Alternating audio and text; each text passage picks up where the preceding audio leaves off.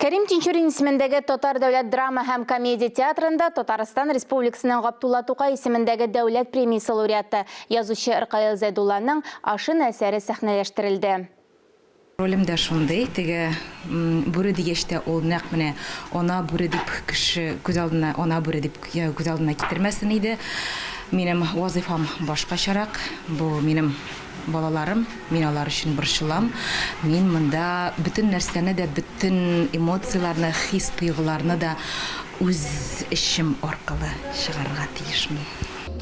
Ашины әнисе үлгән малайны имезеп үстереп нәселне коткарган ана бүре. Ашины спектаклендәге вакыйгалар тиздән су астында калачак утрауда бара. Колхозчылар су килгәнче пешәнне чабып бетергә ниятлиләр.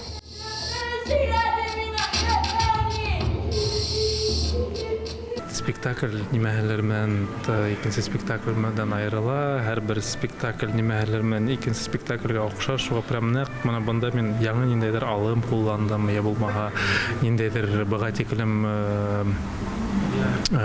уйламаган, я булмаһа кагылмаган темамнан эшләнем дип әйтә алмыйм.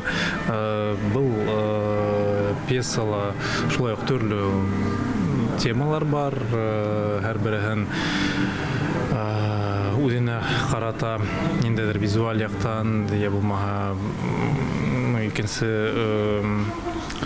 визуальный эффектлар мантип байтырга тырыштык инде. Әлеге спектакльдә аталы балалы актерлар да катнаша. Зөлфәт Закиров һәм аның малае Айзат.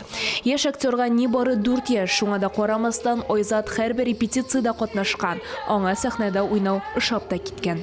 Курыкмыйча кирип китте репетиционный процессларга. Үзенә дә кызык, безгә дә артистларга да кызык, чөнки кичкенә генә бала сәхнәгә чыга икән. Димәк, уйнау планы үзгәрә. Без бу әсәргә гомумән декабрьдән ялгышмасам, декабрь аеннан утырдык, читкалар, үзгәрешләр булды.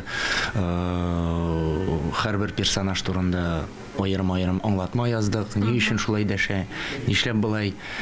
Гыйнварның бер яртыларындадыр инде шул сәхнәгә чыга башладык. Язган әйберләребезне тикшереп дигәндәй, һәм менә февральнең 5ләрендәдер репетицион процесска улым да кушылды инде. Премьера тамашачыларны битараф калдырмады. Ркаил Зайдулла пьесаны күптән язса да, аның моңарчы куелганы булмаган. Ниһаять, шактый вакыт узгач сәхнәләштерелде. Әлеге премьераны режиссерның, актерларның зур уңышы дип кабул итте ул көнне тамашачылар. Театрның уңышлары дәвамлы булсын дип кенә телисе кала. Динә Нәҗметдинова, Ленар Хәбибуллин, Татарстан яңалыклары.